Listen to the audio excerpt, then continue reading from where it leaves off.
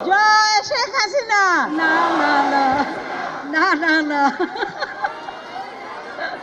শেখ পরিবারের ছোট মেয়ে শেখ রেহানা রাজনীতিতে সরাসরি কখনো যুক্ত না হলেও দেশের রাজনীতিতে তিনি একজন প্রভাবকের ভূমিকায় ছিলেন সবসময়ই। একরকম ওপেন সিক্রেট ছিল শেখ রেহানাই মূলত শেখ হাসিনার দুর্নীতির ক্যাশিয়ার। দুর্নীতিতে দুই বোন শুধু নয়, তাদের পুরো পরিবার অবিশ্বাস্য পরিমাণ গড়েছেন সম্পদের পাহাড়। ৫ আগস্ট আকস্মিক পট পরিবর্তনের পর একে একে বেরিয়ে আসতে শুরু হয় শেখ হাসিনা পরিবারের অপকর্মের সব তথ্য। এই আপাত নিরীহ নারী শেখ রেহানার সীমাহীন দুর্নীতির খবর আন্তর্জাতিক গণমাধ্যমেও ফলাও করে বেরিয়ে এসেছে। ১৯৭৫ সালে মাত্র ২০ বছর বয়সে বাবাসহ পুরো পরিবারকে হারিয়েছেন তিনি। এরপর ঘটনাক্রমে ছিলেন ভারতের আশ্রয়ে।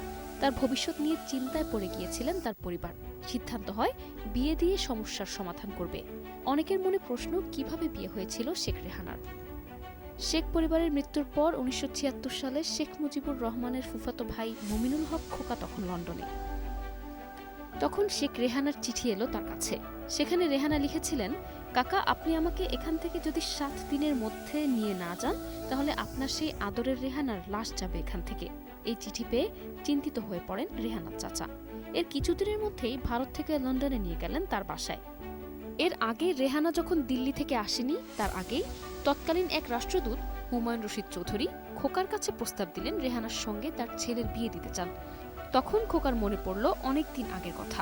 মুজিব বেঁচে থাকতে হঠাৎ খোকাকে একবার অফিসে ডেকেছিলেন। অফিসে গিয়ে দেখেন এক সুদর্শন তরুণ বসে আছেন। তরুণটি চলে যাবার পর শেখ মুজিব খোকাকে বলল, ছেলেটির নাম শফিক সিদ্দিক, তিনি ঢাকা বিশ্ববিদ্যালয়ের শিক্ষক এবং তিনি শেখ রেহানার সাথে বিয়ে দিতে চান। এরপর রাষ্ট্রদূত হুমায়ুন রশিদ চৌধুরীর প্রস্তাব ফেরাতে হয় খোকার। ক্যামেরায় ওয়াও, স্টাইল দেখাও, Xenon X21 পারলে ঠেকাও। ১৯৭৬ সালে উচ্চশিক্ষার জন্য বিলেতে যান শফিক সিদ্দিক। রেহানা তখন ভারত থেকে গিয়ে সাউথহ্যাম্পটন বিশ্ববিদ্যালয়ে অধ্যয়নরত। খোকার তখন মনে হলো বিয়েটা সেরে ফেলা যাক। এভাবে কথায় কথায় বিয়ের বিষয়টি ফাইনাল হয়। শফিকের খালা আইভি রহমান বিয়ের প্রস্তাব দিয়ে চিঠি লিখলেন। সে সময় বিষয়টি জানানো হয় শেখ রেহানার বোন শেখ হাসিনাকে। হাসিনা সানন্দে বিয়ের প্রস্তাবে সম্মতি দিলেন, তবে বিয়ের অনুষ্ঠানে উপস্থিত থাকতে পারবে না তাও জানিয়ে দেন।